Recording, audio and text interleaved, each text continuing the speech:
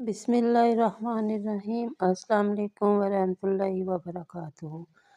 کروڑوں گناہ معاف جو رمضان کی ہر رات یہ کلمات پڑھتا ہے اللہ بہت خوش ہوتا ہے۔ رمضان کی ہر رات جو یہ کلمات پڑھ کر سوتا ہے اللہ پاک اس کے لاکھوں نہیں کروڑوں گناہ معاف کرتے ہیں، کیونکہ رمضان ہر عمل کا دگنا اجر ملتا ہے۔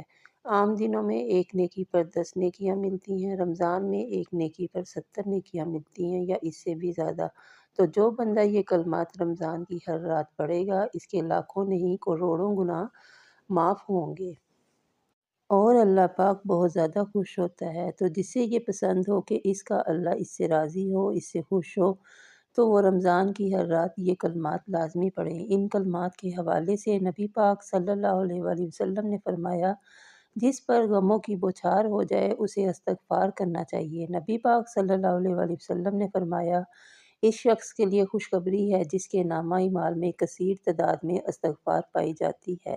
بہترین عبادت استغفار ہے، بہترین دعا استغفار ہے۔ جس شخص نے استغفار زیادہ پڑھا تو قیامت کے روز اس کے نامہ اعمال میں استغفار نور کی طرح جگمگا رہا ہوگا۔ سبحان اللہ۔ آپ صلی اللہ علیہ وآلہ وسلم نے فرمایا، کثرت سے استغفار کیا کرو کیونکہ خداوند عز و جل نے تمہیں یوں ہی استغفار کی تعلیم نہیں دی، بلکہ اس طرح وہ تمہارے گناہوں کو بخش دیتا ہے۔ اللہ تعالیٰ تمام گناہ گاروں کو معاف کر دے گا سوائے ان لوگوں کے جو خود گناہوں کی معافی نہیں چاہتے، جو خود گناہوں کی مغفرت نہیں چاہتے۔ آپ صلی اللہ علیہ وآلہ وسلم سے پوچھا گیا، یا رسول اللہ صلی اللہ علیہ وآلہ وسلم، کون گناہوں کی مغفرت نہیں چاہتا؟ آپ صلی اللہ علیہ وآلہ وسلم نے ارشاد فرمایا، جو استغفار نہیں کرتا۔ آپ صلی اللہ علیہ وآلہ وسلم نے فرمایا، اس شخص کے لیے خوشخبری ہے جس کے نامہ اعمال میں بروز قیامت ہر گناہ کے نیچے استغفر اللہ لکھا ہوا پایا جائے گا۔ دنیا میں عذاب خدا سے 2 چیزیں امان کا باعث تھیں، ایک ان میں سے اٹھ گئی مگر دوسری تمہارے پاس موجود ہے، لہذا اسے مضبوطی سے تھامے رہو۔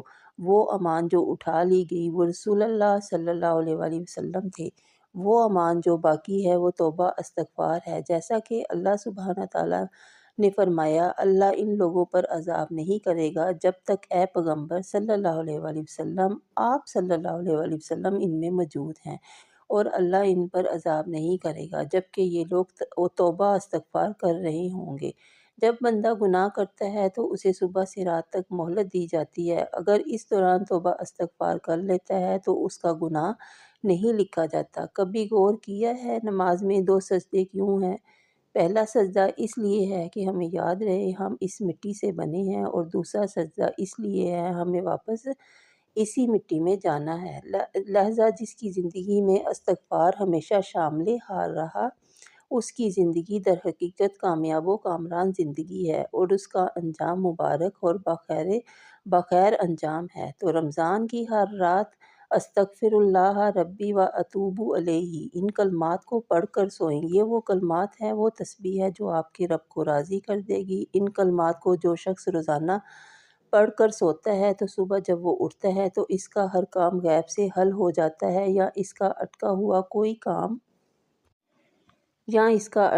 کوئی کام جو ہے حل ہو جاتا ہے۔ تو رمضان المبارک میں آپ اس دعا کو لازمی پڑھیں، یا استغفر اللہ بھی پڑھ سکتے ہیں، لیکن استغفر اللہ لازمی پڑھیں۔ اللہ کو راضی کریں، انشاءاللہ دنیا کی ہر چیز آپ کے قدموں میں ہوگی، کیونکہ یہ کلمات جو پڑھتا ہے اللہ اس سے راضی ہو جاتا ہے، اس سے خوش ہو جاتا ہے، اور جب اللہ راضی ہو جاتا ہے پھر وہ جو چاہے اسے مل جاتا ہے۔